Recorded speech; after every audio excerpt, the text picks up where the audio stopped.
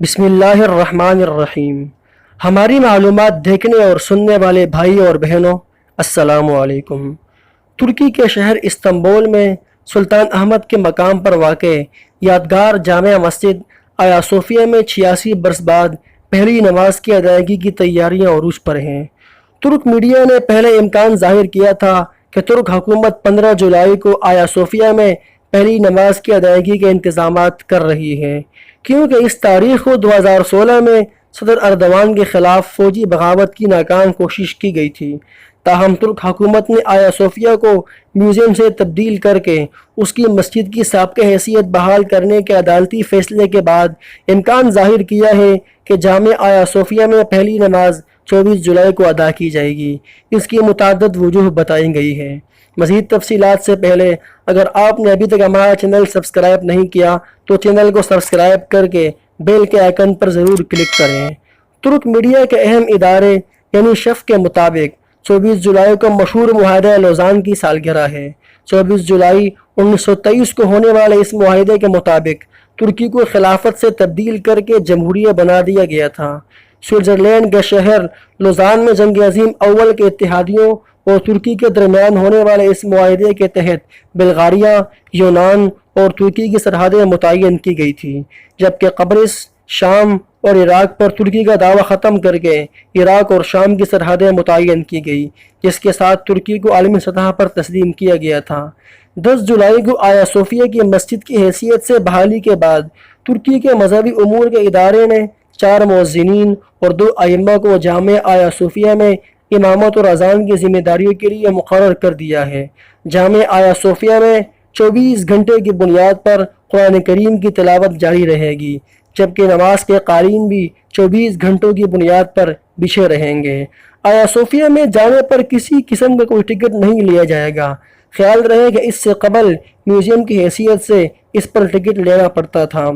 ترکی کے صدارتی ترجمان ابراہیم قالن کے مطابق آیا صوفیہ کی مسجد کی حیثیت بحال کرنے کے بعد اس کی سابقہ کیفیت اور تمام پر وضاحت اور خوبصورتی کو جوں کی توں برقرار رکھا جائے گا۔ جامع آیا صوفیہ کے اندر لگنے والی ٹائلیں، پچی کاری اور عیسائی دور کی بنائی ہوئی پینٹنگز کو بھی برقرار رکھا جائے گا۔ عیسائی سیاحوں کو مسجد کے اندر آنے کی کھلی اجازت ہوگی۔ آیا صوفیہ متعدد اسلامی اور مسیحی نشانیوں، پچی کاریوں اور دیدہ زیب لکھائی اور خطاطی کا مرکہ ہے۔ بالخصوص جامع آیا صوفیہ کے گنبد کا اندرونی حصہ انتہائی شاندار کشیدہ کاری اور فنی مہارتوں سے مزین ہے۔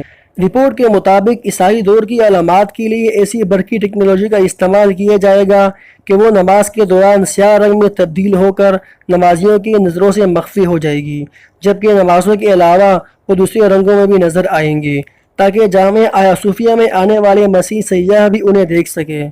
ترکی کے محکمہ مذہبی امور کے ذمہ دار علی ارباش کے مطابق جامع آیا صوفیہ میں معذور افراد کے لیے بھی ایک مخصوص قالین بچھا دیا گیا ہے تاکہ اس پر معذور افراد بھی عبادت ادا کر سکیں۔ یہاں قابل ذکر امر یہ ہے کہ 718 عیسوی میں بازنطینی بادشاہ قسطنطین الخامس کے دور میں آیا صوفیہ کی اندرونی پچی کاری اور تصاویر ختم کر دی گئی تھی، کیونکہ عیسائی بادشاہ کے مطابق کسی طبیعی حیت کی تصویر سازی اور تصویر کشی ممکن ہی نہیں ہے، لہٰذا اس نوعیت کی تصاویر بنانا ٹھیک نہیں ہے۔